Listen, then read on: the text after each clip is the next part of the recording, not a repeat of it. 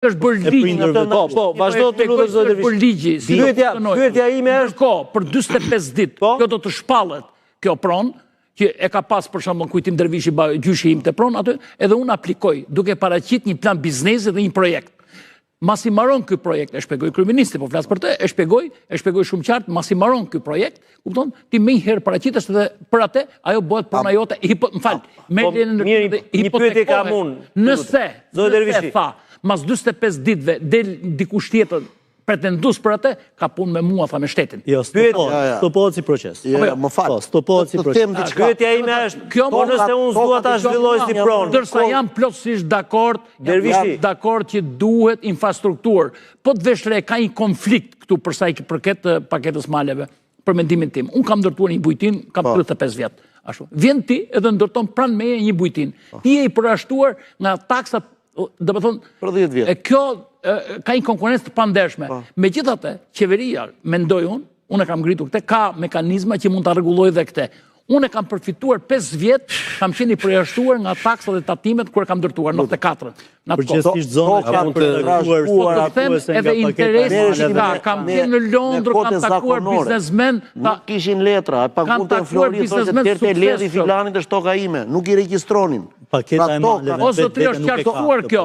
Nuk është e qartësuar. Është shumë e qartë. Për mua është shumë e qartë kjo. Po mirë, vetëm një mini pyetje kam unë. Po nëse unë s'dua ta zhvilloj, nuk do vazhdim. Absolutisht pas në problemi. Pra, se thashë mos vjen njëri me që për personat që duan ta zhvillojnë. Kryesisht. I kanë krijuar të ardhura. Do të kthehen në pronat e tyre. Edhe ato nëse unë s'dua ta zhvilloj, nuk ma merr njëri pronë. Absolutisht ta merr njëri pronë. Sa po shnef ashtu ligjin, gjyshim të lutem, gjyshim ka 37 nipër e stërnipër.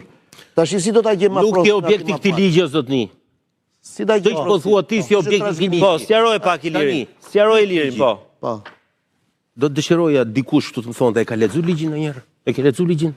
Ja ka lexuar Armiri. E ke lexuar? Ai sa kam pas mundësi e kam. Je sigurt se ke lexuar, se sa po thua do thotë që ja absolutisht. Jo, po ta them na, Atëherë po ta them se ke lexuar ligjin. Tani shife me vëmendje shpjegimin e ligjit. Po.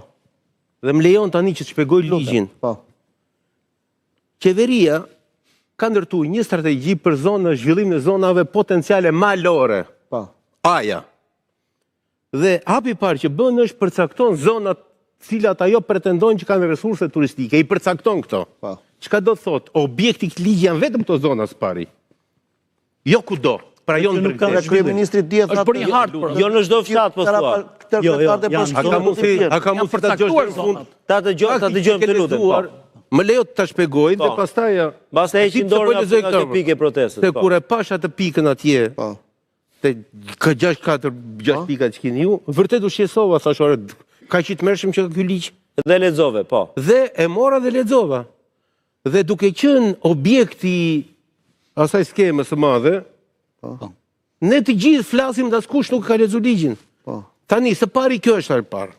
E dyta, nuk është e vërtetë që kushdo që ka pronë ose që pretendon pronë etj është objekti i ligjit. Po. Objekti i ligjit është posedusi jo pronësor. Ç'është posedusi jo pronësor? Dhe po s'kuptohet posedusi jo pronësor nuk kupton, ja fut kot çdo gjëje. Posedusi jo pronësor me ligj është personi i cili ka mbi 10 vjet që e përdor pronën dhe prodhon të gjithë argumentin që e përdor pronën mbi 10 vjet. Pa letra. Çfarë ka ndodhur tani? Duke qenë që zonat veriore tona nuk zbatuan ligjin 7051, nuk kanë arritur të prodhojnë dokumenta pronësore, por ndërkohë përdorin pronën. Tani 2 element janë. Zona ka potencial zhvillimi dhe qeveria ndërton një politikë zhvillimore në këtë zonë dhe kaq ka qeveria në këtë moment dhe ndërkohë janë individët të cilët kanë mbi 10 vjet që posedojnë, pra jo kushdo dhe po ti je brenda fisit, zotëri, po që se nuk je përdorues mbi 10 vjet, i vetmi person juridik i cili është në gjendje të certifikojë përdorimin 10 vjet, është pushtet lokal. Dhe çfarë bën tani qeveria? Qeveria së pari bën rajonizimin dhe thotë në këtë zonë kemi politikën. Së dyti identifikon persona të cilët janë posedues jo pronësor. Nëpërmjet aplikimeve, po. Jo nëpërmjet aplikimit, si jemi akoma para aplikimit, jemi nëpërmjet faktit që, o zotëri, e ke cilësinë kryesore që kemi 10 vjet që po e përdor tokën? Po. Së treti, personi që përdor që e gëzon këtë status marrëdhënie me tokën tani, pra zhvillimi toka. Ky që posedon tokën mbi 10 vjet, do shpreh tani interesin nëse do ta zhvilloj apo jo pronën. Qofse do, atëherë ai do të fillojë të aplikojë projektin zhvillimor.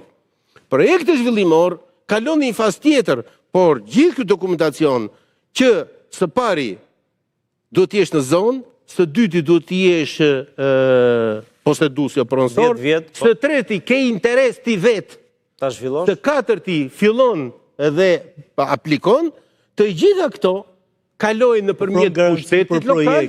Ofron garanci për projektin dhe investimin. Pra, nëpërmjet pushtetit lokal miratohet, tani vim te faza e investitorëve të huaj, ta them që nuk janë. Po. Nga ky moment, ky ligj e njeh poseduesin, jo pronësor si pronar të tokës. Po. Dhe ashtu siç në Tiranë, një pronar toke nuk ka mundësi të bëjë investim vet, lidhet me investitor tjetër në raporte që i kemi ne.